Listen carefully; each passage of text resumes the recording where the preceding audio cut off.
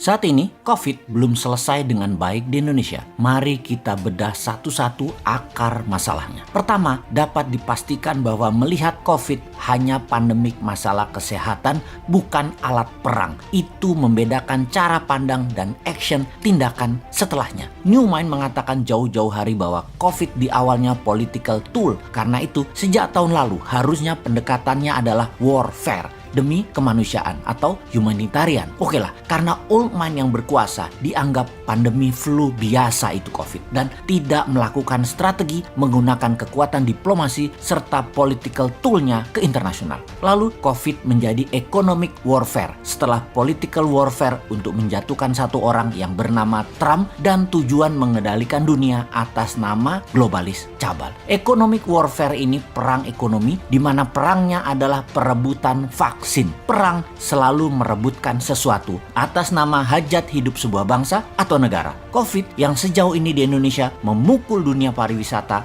memukul dunia retail, dan memukul dunia high touch atau wilayah yang banyak bersentuhan manusia. Hal ini memukul 30% bisnis yang memang aslinya atau naturalnya adalah kebanyakan berinteraksi fisik. Dunia oleh COVID dipaksa menggunakan gadget di dalam berinteraksi. Terlambat melakukan hal ini, bisnis Anda kolaps. Bahkan sebuah pemerintahan bisa kolaps. Kepada masyarakat yang awam, kita ingatkan COVID adalah war tool, alat perang globalis cabal. Globalis ini adalah non-state actor. Non-state actor adalah sebuah tindakan yang berdampak negatif yang bertujuan untuk keuntungan ekonomi bagi pelakunya. Saat ini globalis cabal yang disebut non-state actor tersebut. Dan tujuannya sekali lagi, kendali kekuasaan di banyak wilayah. Lalu siapa kaki tangan agen globalis di Indonesia? Ini yang terjadi saat ini, yang pimpinan puncak pemerintahnya tidak melihat karena dia adalah orang baik-baik yang polos, yang sudah diingatkan ratusan kali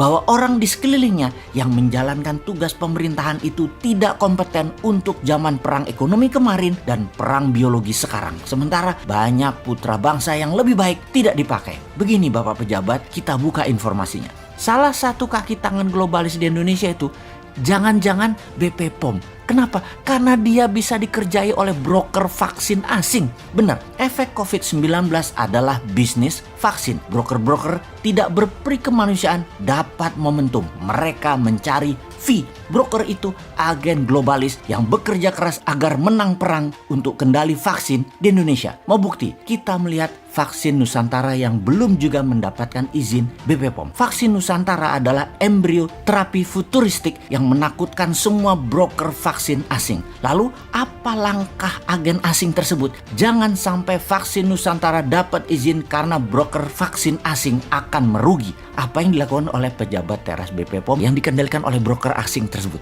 Ini mungkin sekali loh. BP POM mempertahankan status quo market vaksin. Broker Pfizer, Sinovac, Moderna, AstraZeneca terganggu kalau vaksin-vaksin produksi dalam negeri dapat izin. Di arena bisnis, it's survival of the fittest. Vaksin Nusantara akan mati bila tidak tahan dengan serangan para broker vaksin agen globalis. Kalau tidak didukung BPOM, pastinya akan mati vaksin Nusantara tersebut.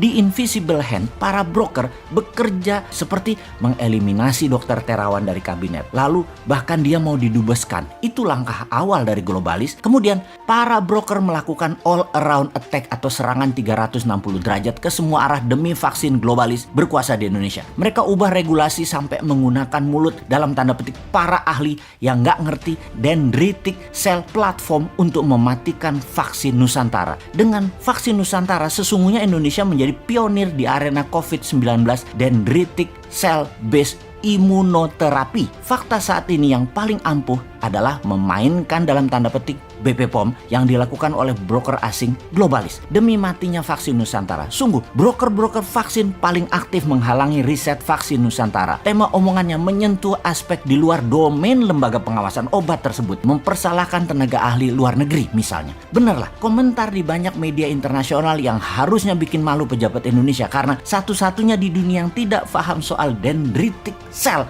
hanya BP POM. Publik saat ini confirm melihat BP POM berfungsi sebagai perpanjangan tangan broker yang menguasai pasar vaksin, dan herannya kok didiamkan perilaku membela asing ini. Jadi semoga difahami bila hashtag bubarkan BP POM marah kemarin di platform media sosial. Ini sebuah pembelajaran bagi BPOM agar terus kaizen.